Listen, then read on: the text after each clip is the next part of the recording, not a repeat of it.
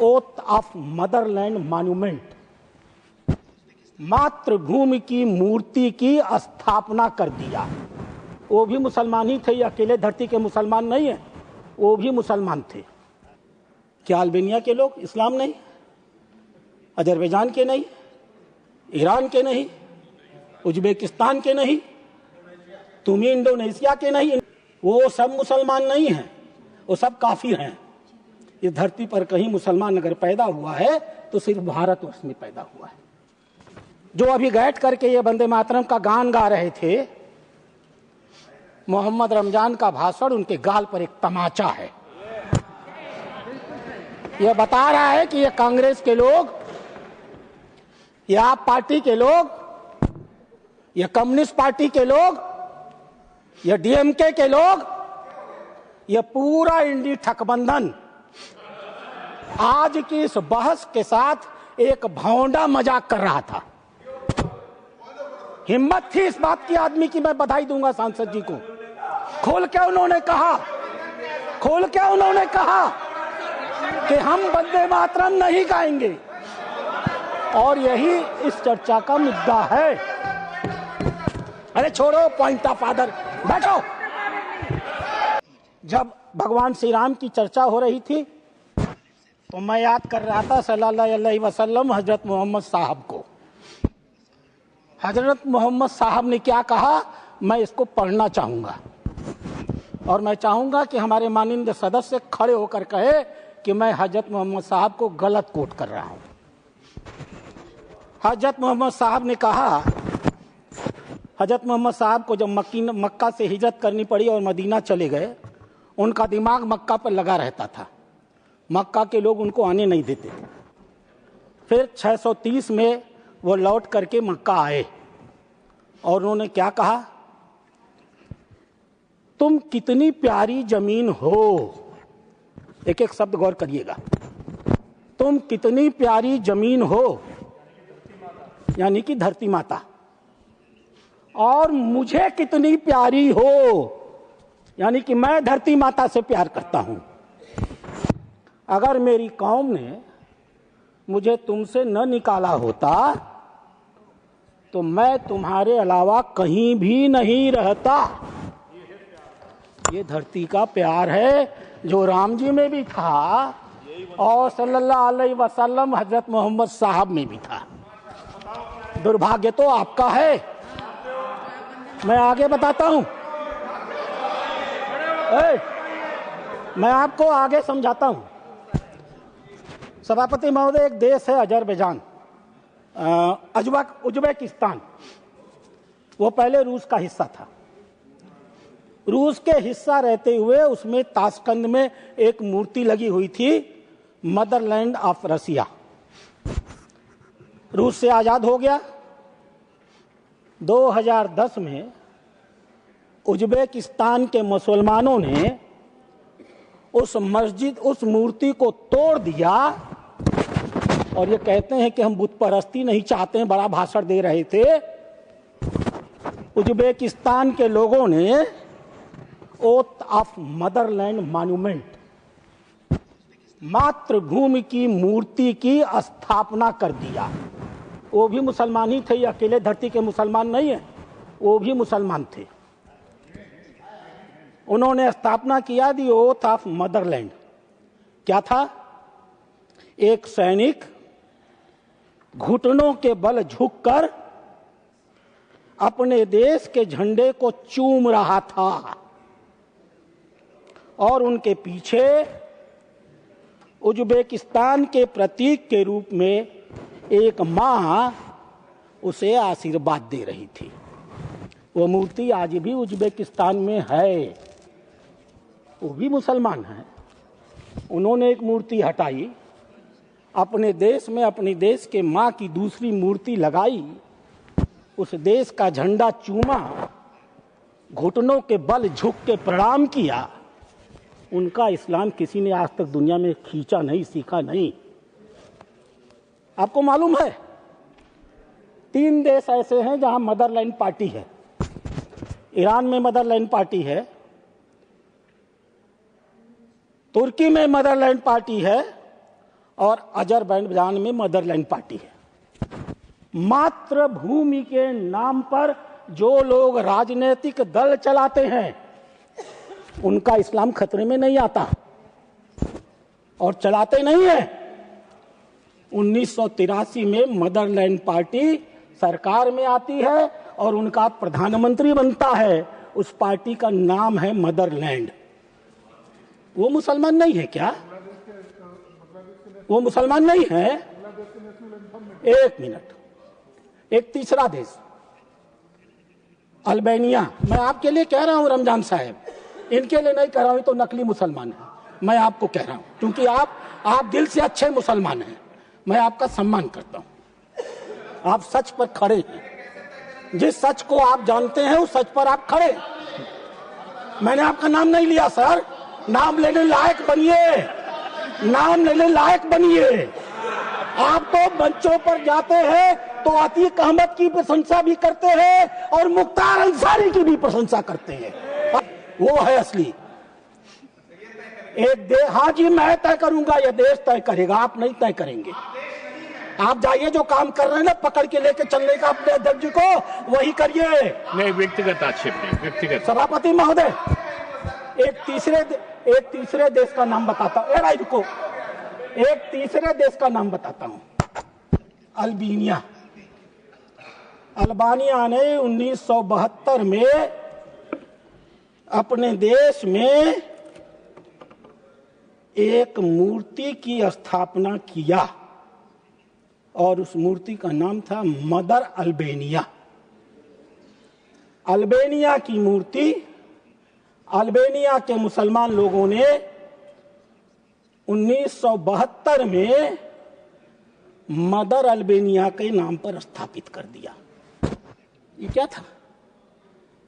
क्या अल्बानिया के लोग इस्लाम नहीं, अजरबैजान के नहीं, ईरान के नहीं, उज्बेकिस्तान के नहीं, तुम इंडोनेशिया के नहीं? इंडोनेशिया में एक शब्द है इबू पार्वती। इबू पार्वती का अर्थ है धरती माता। आपने अच्छा क्या जिक्र कर दिया। इंडोनेशिया, वो सब मुसलमान नहीं हैं, वो सब काफिर हैं। इस धरती पर कहीं मुसलमान अगर पैदा हुआ है तो सिर्फ भारतवर्ष में पैदा हुआ है। क्या अध्यक्ष महोदय, मिस्र अपने देश के अंदर गाजा और फिलिस्तीन के सैनिकों को आने से रोकता नहीं?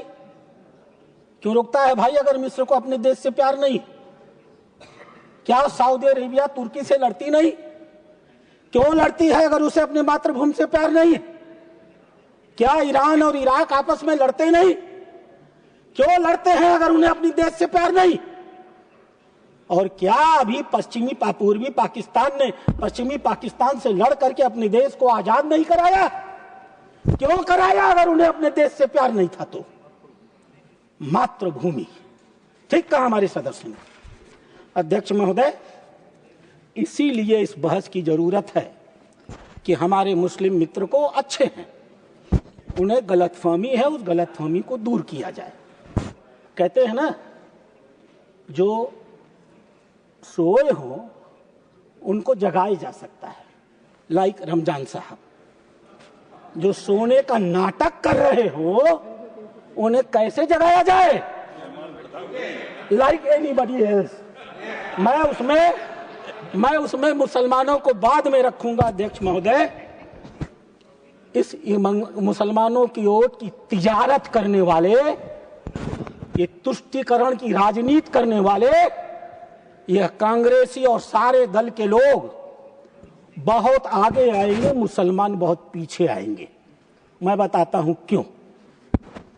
किसी मुसलमान से आपने सुना कांग्रेस का मतलब मुसलमान और मुसलमान का मतलब कांग्रेस? किसने कहा ये?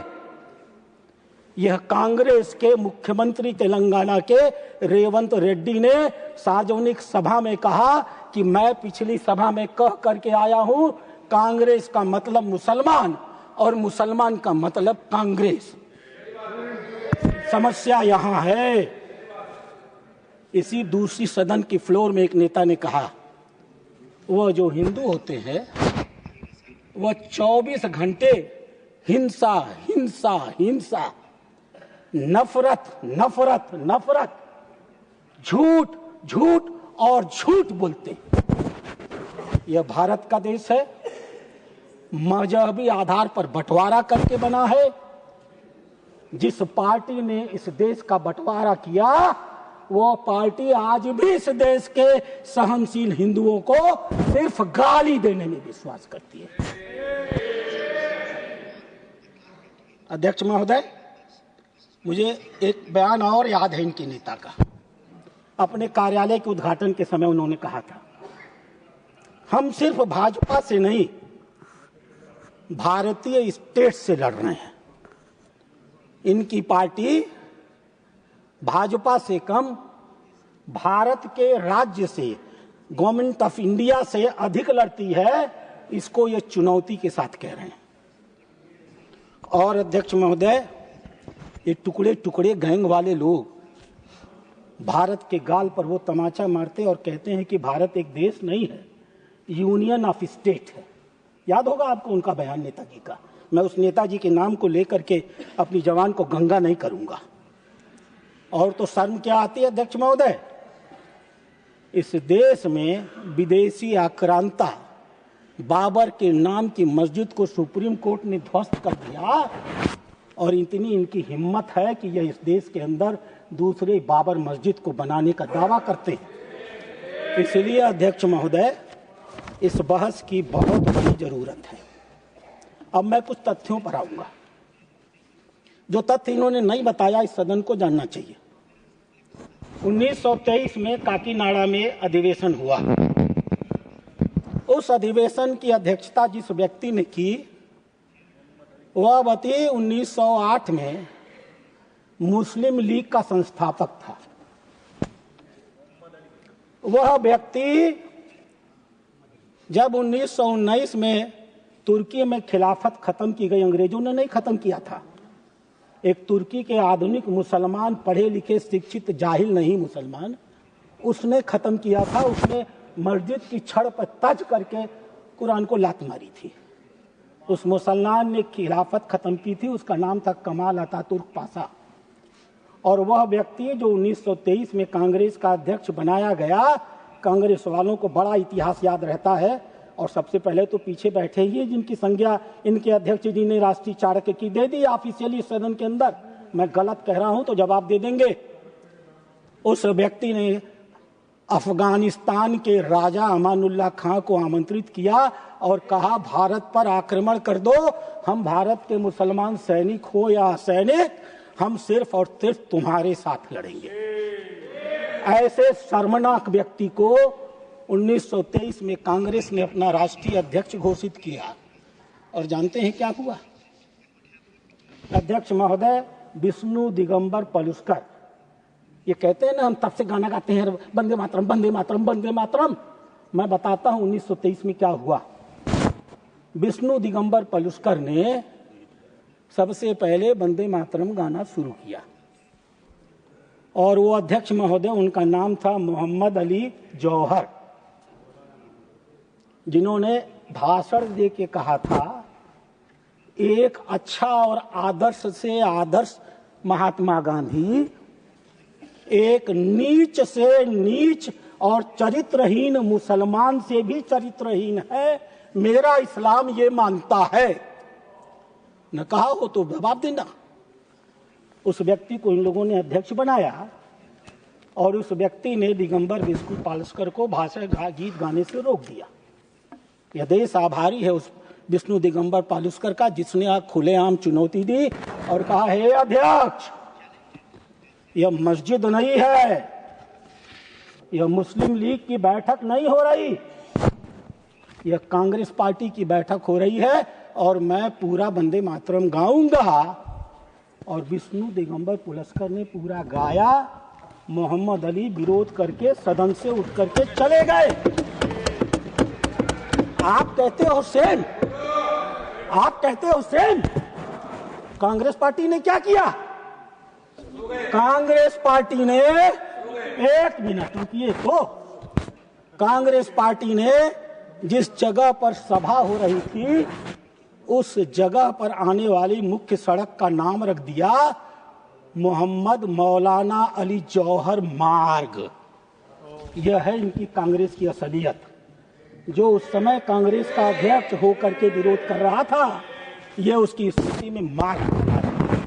और अध्यक्ष महोदय, मैं आभारी हूं अपने माननीय टीडीपी के सदस्य सना सतीश बाबू का। मैं सचमुच आपका, भारतीय जनता पार्टी आपका दिल से आभार प्रकट करती है। 7 नवंबर 1925 को पार्टी ने मुझे काकीनाडा भेजा। मैं नहीं जानता था कि क्या होने वाला है। मुझसे कहा गया कि आप वहीं जाइए, वहीं सबसे पहले सम्मेलन हुआ था। जाने के बाद मुझे समझ में आया कि यहाँ हो क्या रहा है।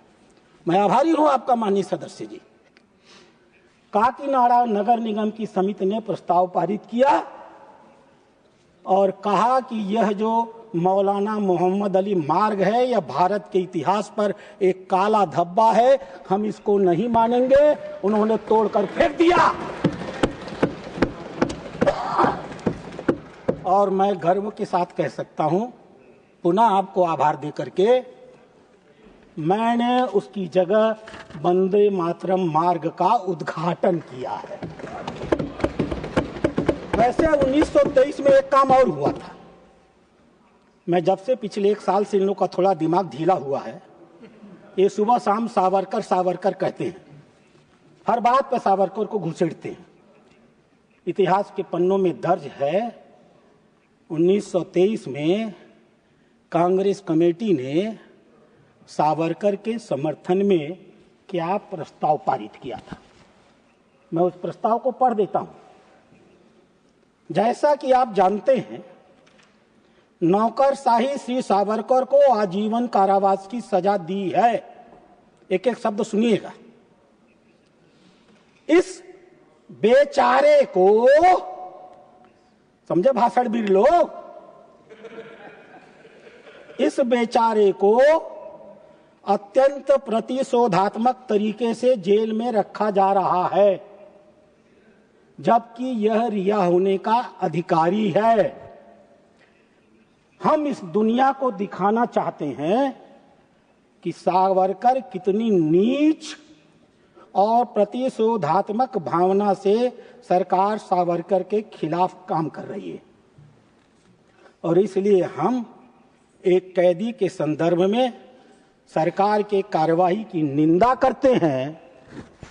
यह प्रस्ताव सर्वसम्मति से कांग्रेस के अधिवेशन में पारित हुआ और एक महिला सरस्वती बाई ने उठ करके सावरकर की प्रशंसा में गीत गाए। थोड़ा विषयांतर है, मुझे नहीं लेना चाहिए था, लेकिन आप लोग चूंकि अक्सर कहते हैं, इसलिए इसकी चर्चा जरूरी थी।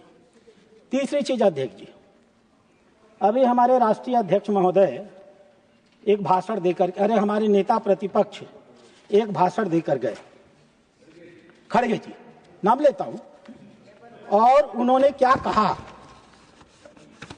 उन्होंने 24 जनवरी 1950 में संविधान सभा के राजेंद्र प्रसाद के दिए हुए भाषण का उल्लेख किया। यहां कोई सदस्य अभी कह रहा था, किस पार्टी का था मुझे नहीं मालूम, आप बैठे थे मंच पर। उसने कहा कि यहां पर इतिहास के पन्नों को टुकड़ों टुकड़ों में तोड़ तोड़ करके अपने स्वार्थ के हिसाब से पढ़ा जाता है। कहा था ना, मनोज झा जी कहां चले गए महाज्ञानी। मैं पढ़ देता हूं पूरा पत्र, मैं पढ़ देता हूं राजेंद्र प्रसाद की पूरा बयान। जो राजेंद्र प्रसाद ने कहा, माननीय जयराम रमेश जी, यह एक विषय है जो चर्चा, इसीलिए आप शांति से बैठे हैं। याद है, रुको यार, याद है तो जब आपके नेताजी झूठ बोल रहे थे तो करेक्ट कर दिए होते। याद हो के क्या करिएगा, ये कौन सा चाणक्य है। हाँ बोल रहा हूं, मैं तो बोल ही रहा हूं। एक विषय है जो चर्चा के लिए बचा हुआ है, और विषय है राष्ट्रगान का। ऐसा सोचा गया था कि इस चर्चा के लिए संविधान सभा में विषय लाया जाएगा। ध्यान से समझिएगा मित्रों, कितना बड़ा धोखा इस देश के साथ हुआ है, इस देश के नागरिकों के साथ हुआ है। इस बात को एक एक कार्यकर्ता को समझने की जरूरत है। इस विषय को चर्चा के लिए संविधान में लाया जाएगा ऐसा सोचा गया था और प्रस्ताव पारित किया जाएगा, लेकिन अब ऐसा महसूस किया गया कि इस पर कोई औपचारिक प्रस्ताव पारित न किया जाए और बेहतर होगा कि राष्ट्रगान पर एक बयान जारी कर दिया जाए।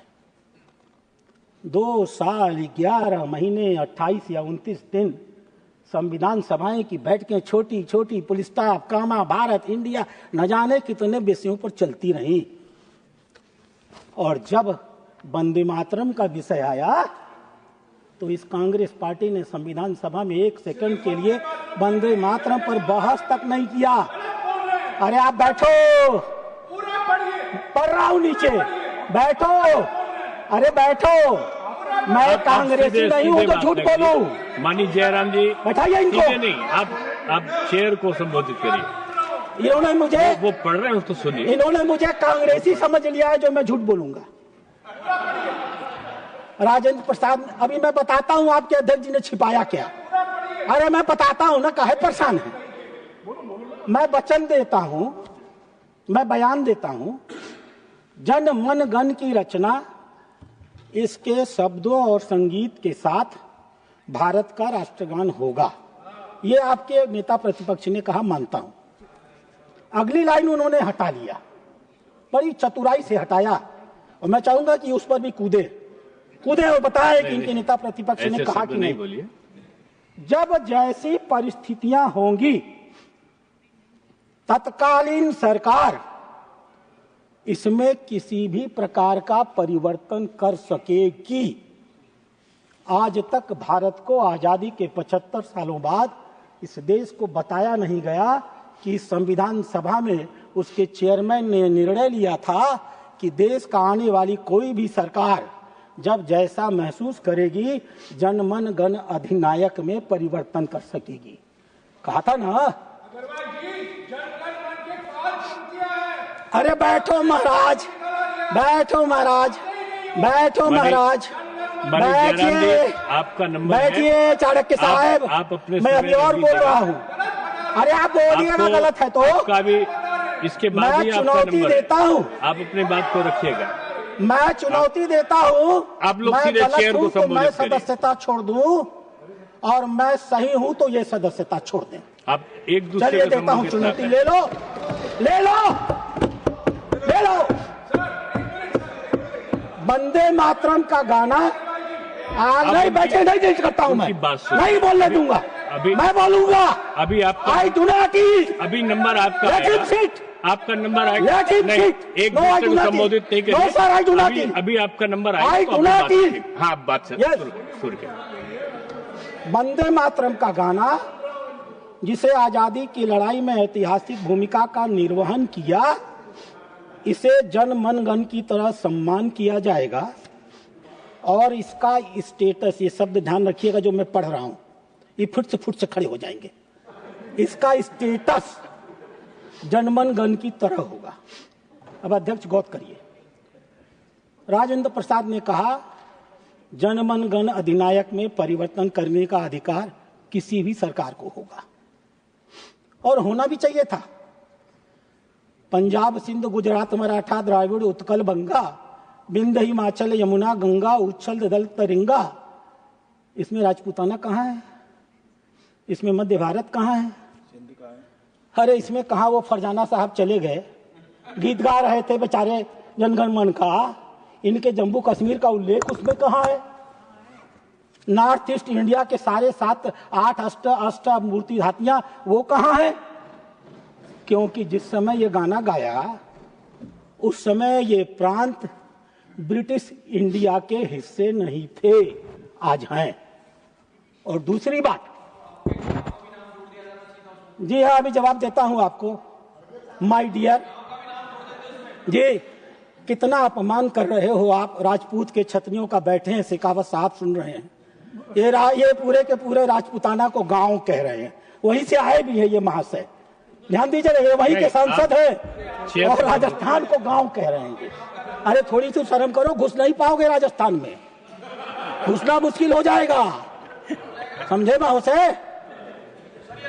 और अध्यक्ष महोदय, अध्यक्ष महोदय, दूसरी चीज, उन्होंने जनगण गण अधिनायक में परिवर्तन करने का अधिकार दिया और वंदे मातरम लिखते समय वंदे मातरम के 2 छंद गाए जाएंगे, इसका उल्लेख नहीं किया।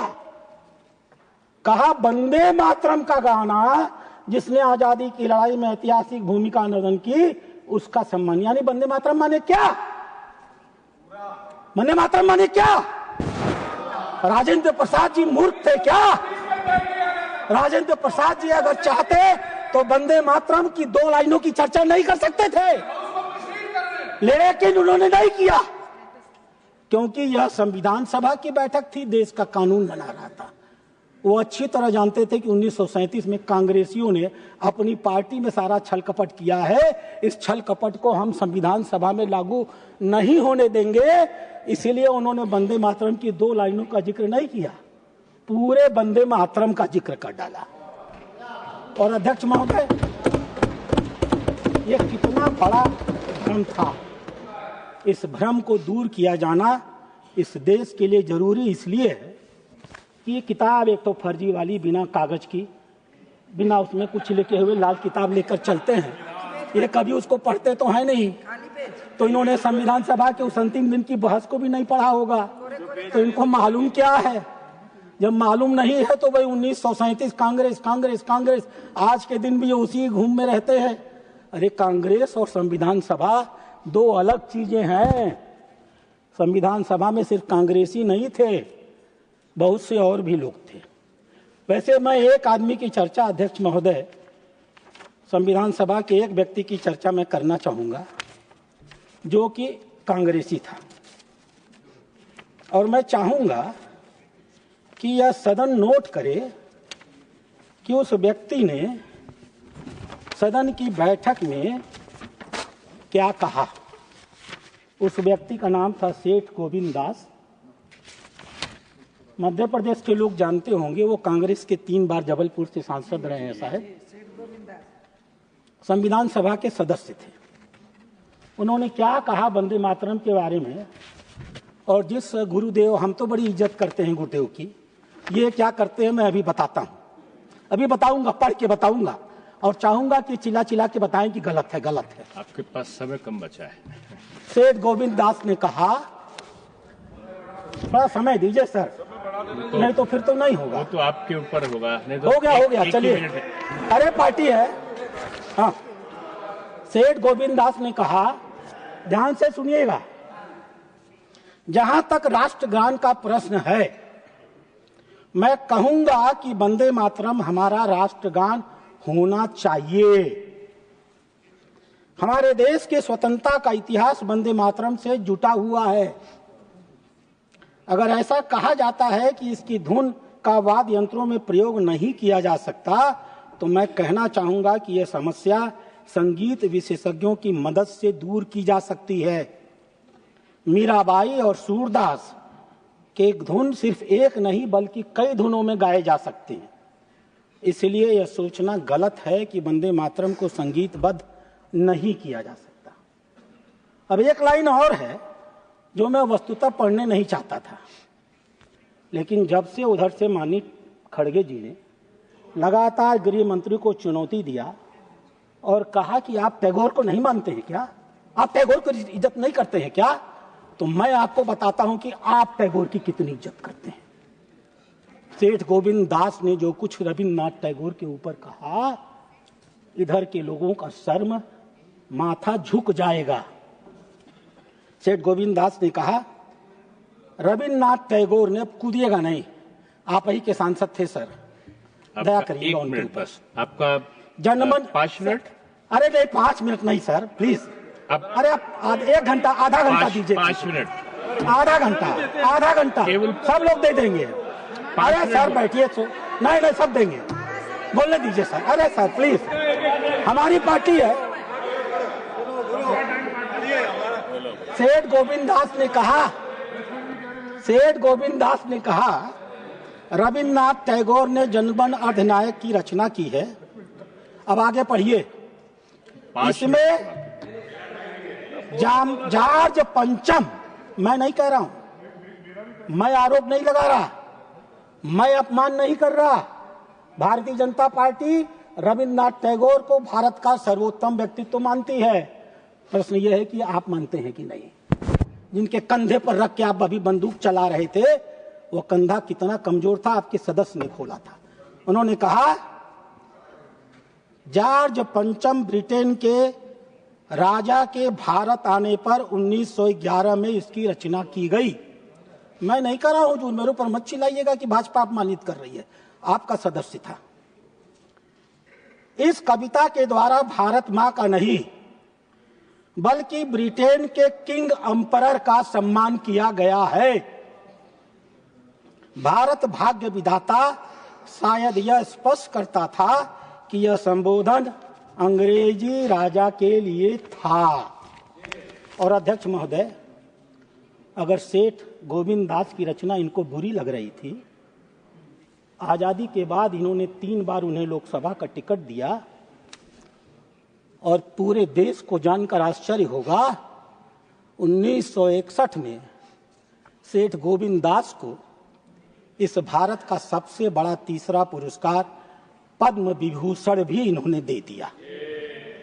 रविन्द्रनाथ टैगोर को गाली देने वाले और अंग्रेजों का दलाल करने वालों को ये पद्म विभूषण दे करके इस देश में सम्मानित करते हैं, और इस सम्मानित लोकसभा के कला में उनको सांसद बना करके बैठाते हैं।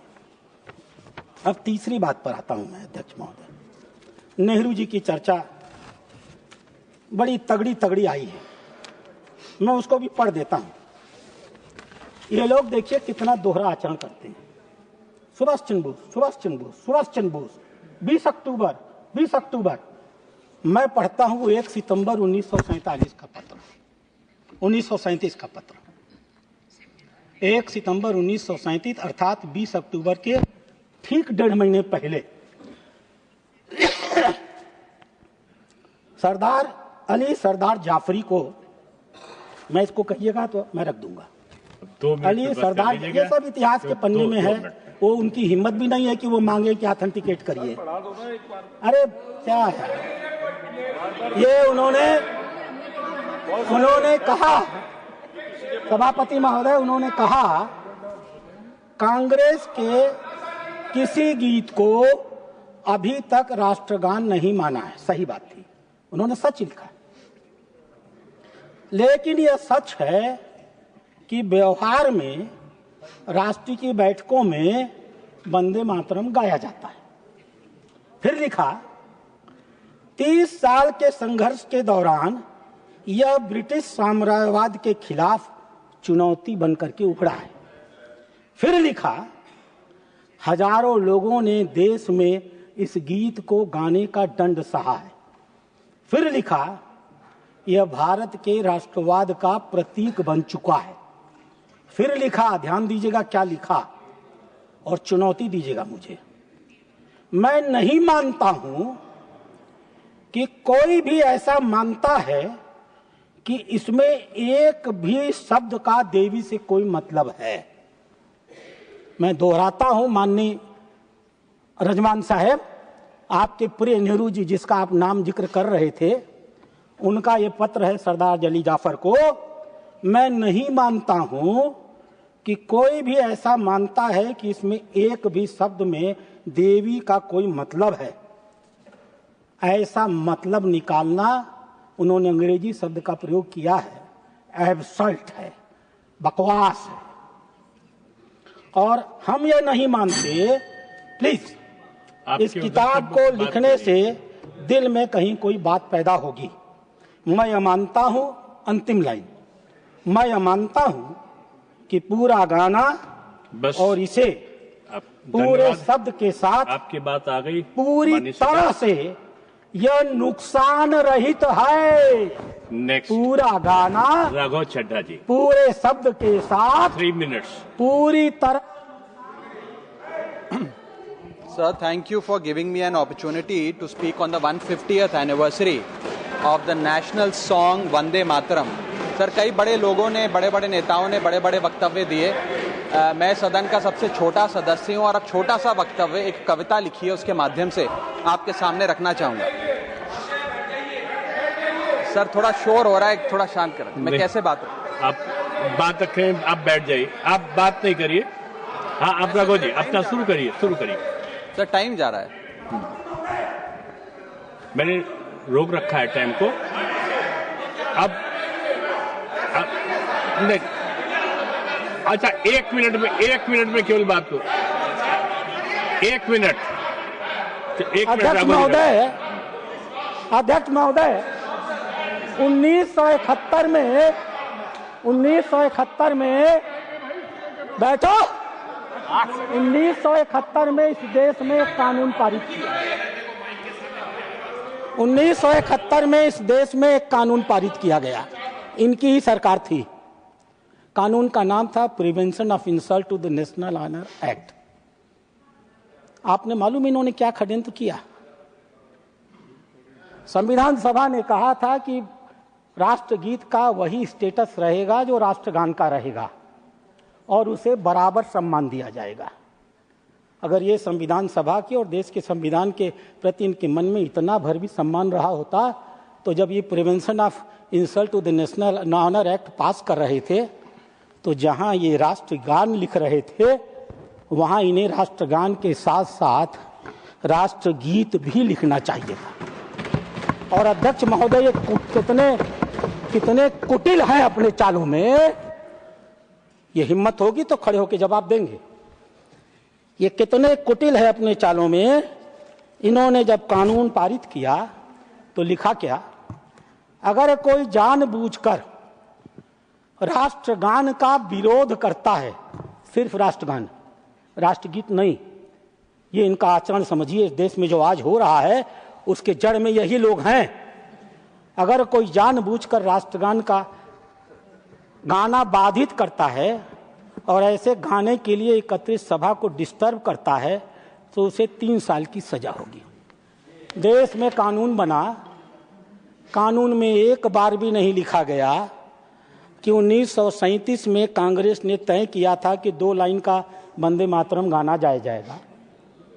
देश की संविधान सभा में बहस हुआ और यह तय किया गया कि राष्ट्रगीत को उतना ही सम्मान मिलेगा और वही स्टेटस मिलेगा जो राष्ट्रगान को मिलेगा। कानून बनाया इन्होंने और पीछे के हाथों से जान करके राष्ट्रगीत का इन्होंने गला घोट दिया। ये हत्यारे हैं राष्ट्रगीत। और इन्हें कहना तो ये चाहिए था कि जब राष्ट्रगान गाया जाएगा तो हर आदमी खड़ा होकर के इस गाने को गाएगा। इन्होंने उसमें नहीं लिखा। आज उसी का फल है कि कोई कहता है कि हम नहीं गाएंगे। और अध्यक्ष महोदय मैं समाप्त कर रहा हूं। बहुत बड़ी बात, बस खत्म। 26 दिसंबर 2025 मैं कंक्लूड कर रहा हूं। 26 दिसंबर 2025 मुरुगन साहब,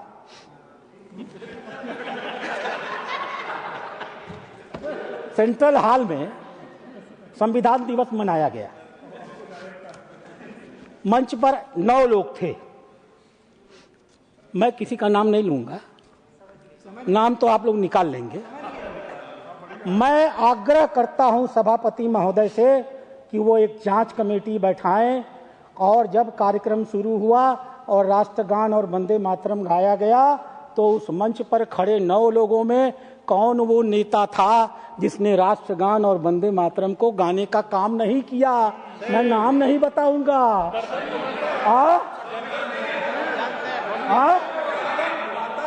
गर्दन घुमाता रहा लेकिन राष्ट्रगान नहीं गाया।